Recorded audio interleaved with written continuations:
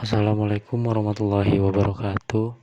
Pada kesempatan kali ini, saya akan mempresentasikan terkait fermentasi yang menghasilkan etanol.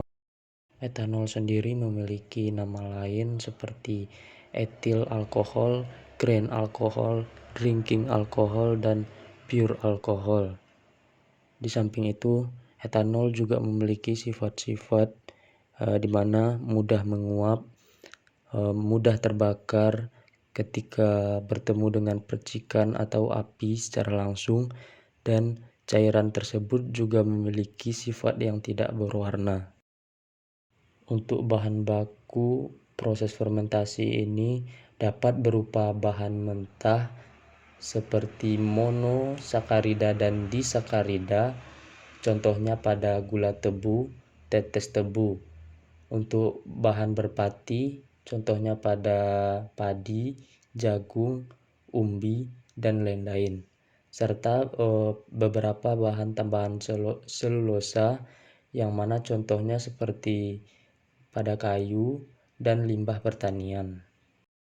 Untuk bahan mentah sendiri yang digunakan yaitu singkong, yang mana dipakai karena mengandung pati yang cukup tinggi, sekitar 30-35% dibandingkan kadar airnya yang lebih besar sekitar 60-65%. Sedangkan bahan mentah atau bahan pokok yang kedua yaitu gaplek, di mana memiliki kandungan pati yang sangat tinggi yaitu 70-75% dibandingkan kadar airnya ya sekitar 12-15% saja.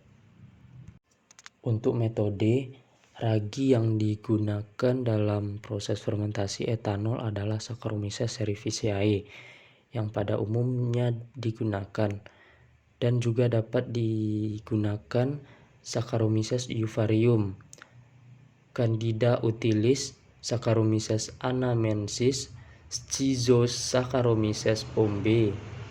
Proses fermentasi dapat dijalankan secara kultur batch maupun kultur kontinu.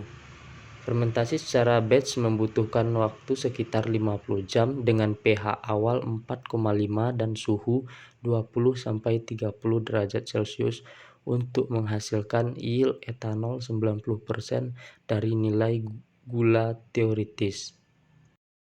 Untuk membentuk bioetanol dilakukan melalui beberapa proses, diantaranya pada proses pertama dilakukan milling, di mana dengan tujuan menggiling gaplek atau singkong agar diperoleh ukuran yang lebih kecil, kisaran 200-800 mikrometer.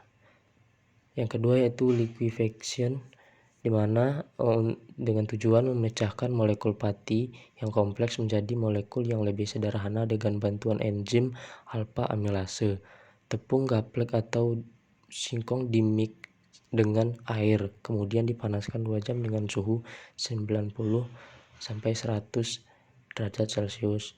Tahap yang ketiga yaitu saccharification, dengan memecahkan molekul dextrin menjadi glukosa monosakarida yang kemudian ditambahkan enzim glukoamilase yang direaksikan selama 1 jam dengan suhu 65 derajat Celcius. Yang selanjutnya yaitu di mana proses fermentation dengan tujuan mengkonversi glukosa menjadi etanol dengan bantuan yeast Saccharomyces cerevisiae. Fermentasi berlangsung 50-60 jam. Hasil fermentasi dengan memperoleh 10-11% vol dengan reaksi C6H12O6 yang menghasilkan 2C2H5OH plus 2CO2. Yang selanjutnya dilanjutkan dengan tahap distillation dan dehydration. Berikut merupakan beberapa produk hasil fermentasi pada etanol yang menghasilkan.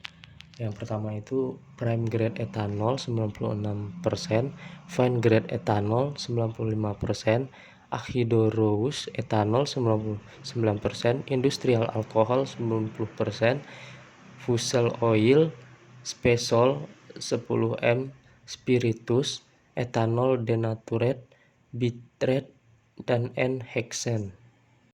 Dari beberapa uji tersebut, di mana ada uji pH, Brix, glucose content, acidity, alcohol content, volatility, acid, total sugar, iodine test, cell number, viability, budding index, dan kontaminan bakteri. Salah satu parameter yang digunakan yaitu yeast viability, dengan menentukan persentase jumlah sel yeast yang masih hidup, di mana idealnya besar dari 90% pada pre-fermentasi, dan menggunakan metode pewarnaan methylene blue, di mana rumus viability sama dengan jumlah sel yeast yang hidup per jumlah seluruh sel yeast dikali 100%.